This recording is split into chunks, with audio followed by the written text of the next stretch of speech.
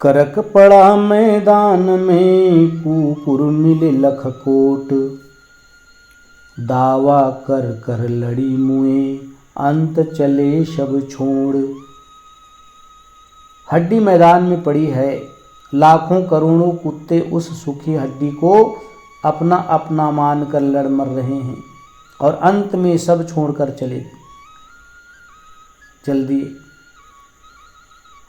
साहब कहते हैं कि जिस प्रकार से हड्डी मैदान में पड़ी है और उसे कुत्ते लोग, हजारों कुत्ते मिलकर के उस हड्डी को नोच रहे हैं और कुत्ते आपस में लड़ रहे हैं, लड़ लड़ करके मर रहे हैं और अंत में छोड़कर इसे चल दिए, उसी प्रकार से सद्गुरु कहते हैं संसार के प्राणी पदार्थ ये मैदान में पड़े हुई सूखी हड्डी की तरह है और मनुष्य मेरा मेरा मेरा कह करके इस संसार में धन संपत्ति को अपना मानकर लड़ाई करते हैं, झगड़ा करते हैं और इसी में पच पच करके मर जाते हैं। सद्गुरु सावधान करते हुए कहते हैं संसारी लोग माया को अपनी अपनी करके मानते हैं, अंत में वह किसी के हाथ नहीं जाती है। अंत में ये जीव सबको छोड़कर चला जाता है, हाथ कुछ भी नहीं आता। इसलिए साहब सावधान करते हुए कहते हैं कि तुम भी सावधान हो जाओ, इस संसार में अपना कुछ भी नहीं है। माया माथे सिंगड़ा लंबे 9 हाथ, आगे मारे सिंगड़ा पाछे मारे लात। माया के मस्तक पर अहंकार के 9 हाथ के लंबे लंबे सिंग हैं। साहब कहते हैं कि माया के सिर पर अहंकार के 9 हाथ के लंबे लंबे सिंग हैं। आते समय वह सिंगों से मारती है और मनुष्य की छाती अभिमान से तन जाती है और जाते समय वह पश्चाताप रूपी पैर से मारकर मनुष्य को शोकित बना जाती है। साहब कहते हैं, उदाहरण देते हैं कि माया के मस्तक पर 9 हाथ के सिंग लगे हुए हैं और सिंग कैसा है? अहंकार के। जब आदमी के पास धन संपत्ति अधिक हो जाता है तो वह अहंकार में फूल जाता है। साहब कहते यही अहंकार तो 9 हाथ के लंबे लंबे सिंग है। जो आदमी इस अहंकार में फूला रहता है कि मेरे पास इतना धन, मेरे पास इतना माया, मेरे पास इतने बड़े परिवार, मेरा इतना अच्छा मकान, इस अभिमान में छाती ठोक कर अपनी छाती को फुलाए फुलाए फिरता है, लोगों को कहता है कि मेरे समान कोई नहीं। साहब कहते हैं यही माया जब जाती है तो दुख देकर जाती है। जब यह माया आदमी को छोड़कर जाने लगता है तो आदमी शोकित हो जाता है, दुख से भर जाता है। सद्गुरु कहते हैं कि इसी प्रकार से पैर से मारकर मनुष्य को शोकित बना जाती है माया। इसलिए इस माया से सावधान हो जाओ, माया में मत भूलो, माया को पाकर अहंकार मत करो। गुरु को चेला बीष दे जो गांठी होए दाम, पूत पिता को मारसी ये माया के काम। साहब माया का वर्णन करते हुए कहते हैं माया इतनी खतरनाक है कि यदि गुरु महाराज के पैसा अधिक हैं तो कितने ही शिष्य उन्हें जहर देकर मार डालते हैं। गुरु के पास धन संपत्ति है तो कभी कभी ऐसा होता है कि उनके ही शिष्य उस गुरु को जहर देकर मार डालते हैं या उनकी हत्या कर देते हैं। इसी प्रकार कितने पुत्र भी पिता को मारकर धन ले जाते हैं। यही माया का व्यवहार है।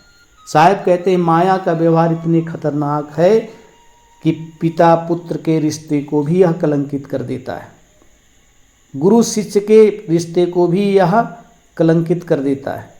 इसलिए माया से सावधान रहना चाहिए। माया कब किसका नहीं मन को बिगाड़ा है।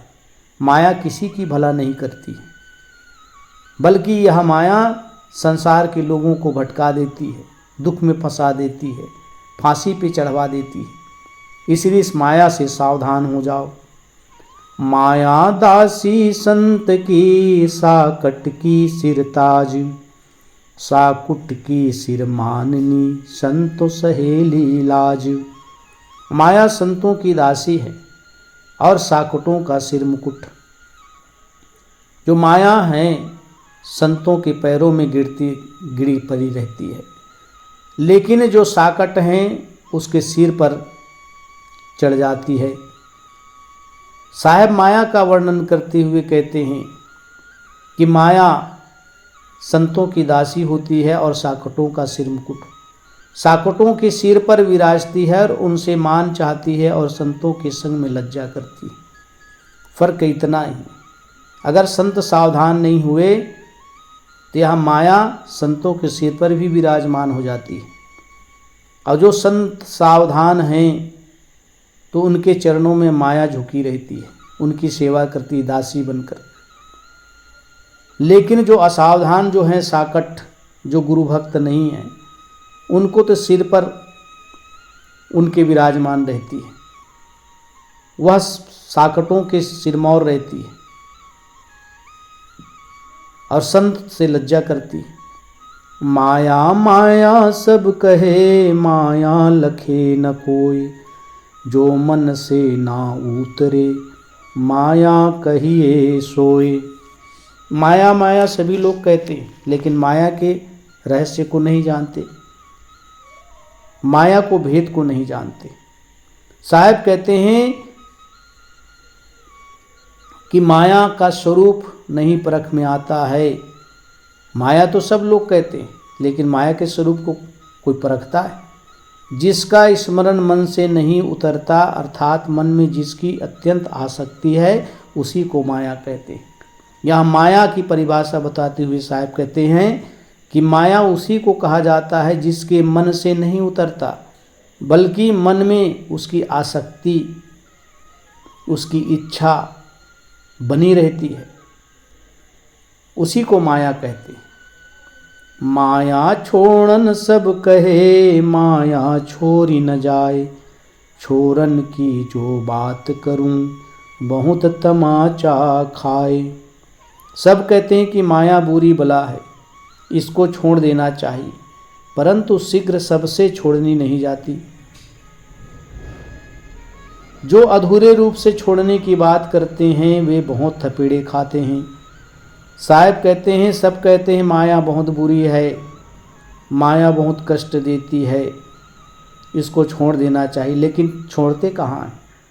जब माया के स्वरूप को जानते हैं कि माया दुख पैदा करती है, दुख देती है।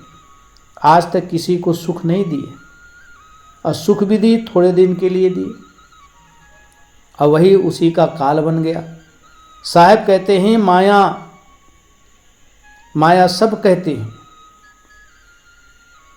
कि यह बहुत बुरी है, लेकिन कोई इसे छोड़ना नहीं चाहते।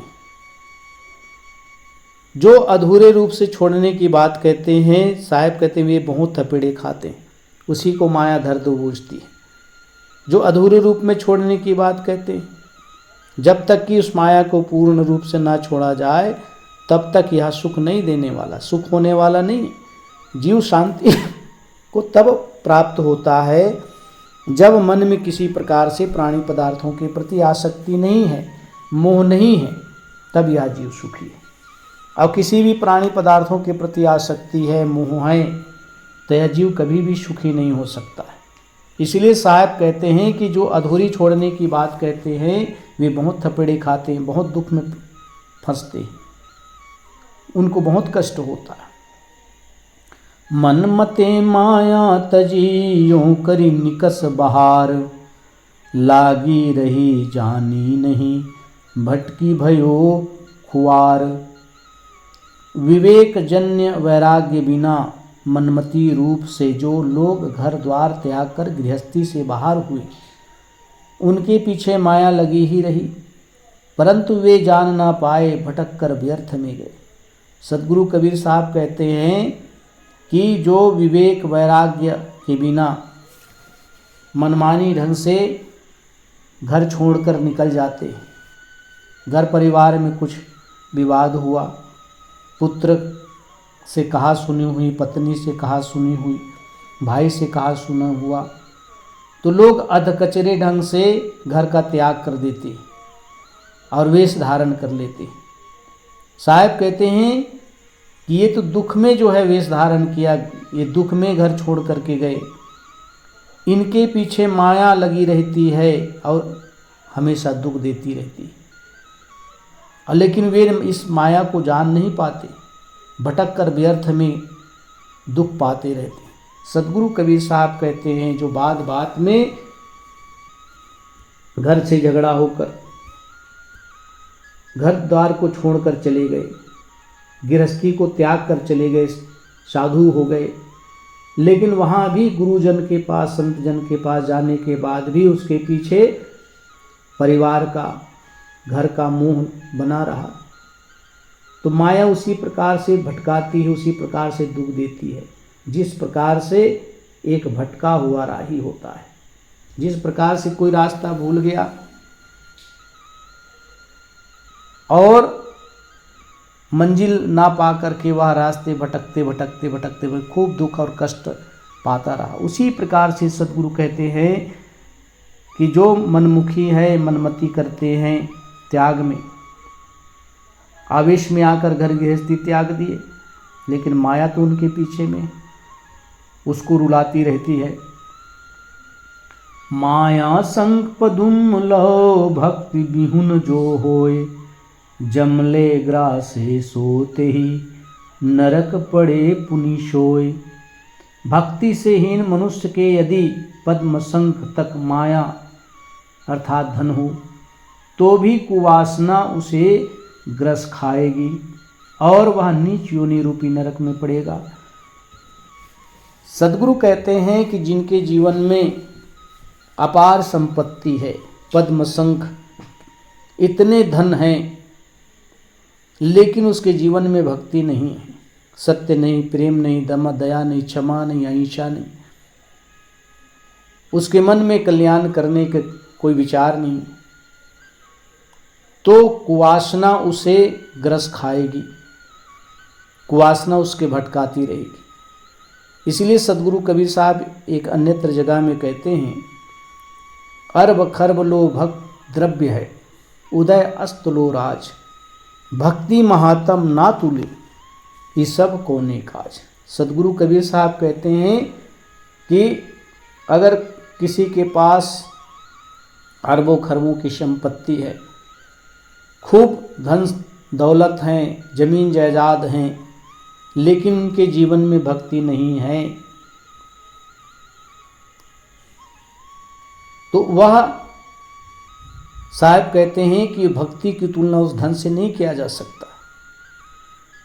भक्तिहीन मनुष्य हमेशा दुखी रहता है, भक्तिहीन मनुष्य कभी कल्याण को प्राप्त नहीं हो सकता, क्योंकि माया, धन संपत्ति जीव इसी संसार में छोड़कर चला जाएगा। प्रारब्ध वस्तु धन संपत्ति मिला, लेकिन यह धन संपत्ति इसी संसार में छूट जाएगा। सदगुरु कहते हैं भक्ति से हीन मनुष्य के यदि अरबों खरबों संपत्ति है तो उसकी मन रूपी कुवासना उसके भटकाएगी, उसके नीच योनि में नरक में ले जाएगी। इसलिए सज्जनों, धन दौलत का गर्व नहीं करना चाहिए, मनुष्य को अपने कल्याण के लिए भक्ति सत्संग करते रहना चाहिए। मन ते मायाऊं पुजे माया तिरगुण रूप, पांच तत्व के मेल में बांधे सकल स्वरूप। मन का मोही माया है। सदगुरु पुनः जो है माया का स्वरूप बताते हैं कि मन का मोही माया है। हमारा मन किसी प्राणी पदार्थों में मोहित हो गया तो वही तो माया है, वह मन से उत्पन्न होती है। इसमें सत रज तम ये तीन गुण मिले हुए हैं। पृथ्वी जल आदि जड़ तत्वों के मेल से ही मनोमय माया ने संपूर्ण शरीरों का निर्माण कर रखा है। साहब कहते हैं कि पांच तत्वों से ये शरीर मनोमय माया से ही ये शरीर निर्मित हुआ। मिट्टी, जल, अग्नि, हवा, आकाश, ये पंच जड़ तत्व हैं। इसका निर्माण मन की आसक्ति, मन के मोह से ही तो पैदा हुआ है। इसलिए सदगुरु कबीर साहब कहते हैं मन का मोह ही माया है। इसलिए सज्जनों, किसी भी प्रकार से अपने मन में मोह मत पैदा करो। प्राणी पदार्थ कब अपने हुए? जो भी प्राणी पदार्थ हैं जीवन का एक साधन है। मित्र परिवार, कुल कुटुंब, ये हमारे संगी साथी हैं, रास्ते में मिल गए हैं। धन दौलत शरीर के लिए है, शरीर के लिए धन दौलत की आवश्यकता होती है। ये सब बीच में ही मिले हुए हैं। लेकिन अगर हम किसी भी प्राणी पदार्थों में मन में मोह कर लेंगे तो यही हमको दुख देती है। इसीलिए सज्जनों, इन माया से सावधान रहें और अपना कल्याण का कार्य करें, जिससे जीव अपना कल्याण प्राप्त करके इस आवागमन से मुक्ति प्राप्त कर सके, सदैव सदैव के लिए संसार रूपी भवचक्र से वह मुक्त हो सके। ऐसे साधन और भजन करते रहो। संत गुरुजनों के हमेशा सत्संग में लगे रहो। मन को हमेशा मांजते रहो सत्संग रूपी साबुन से, क्योंकि शरीर को हम रोज साबुन से स्नान कराते हैं, लेकिन मन को हम सत्संग रूपी साबुन से स्नान नहीं कराते। इसलिए काम, क्रोध, लोभ, ईर्ष्या, राग, द्वेष, संसार के प्राणी पदार्थों के प्रति मोह हमारे मन में बनी रहती है और यही दुख का कारण है, यही जीव को भवचक्र में डालने का कारण है। इसलिए सज्जनों, सावधान रहो और अपना कल्याण करो।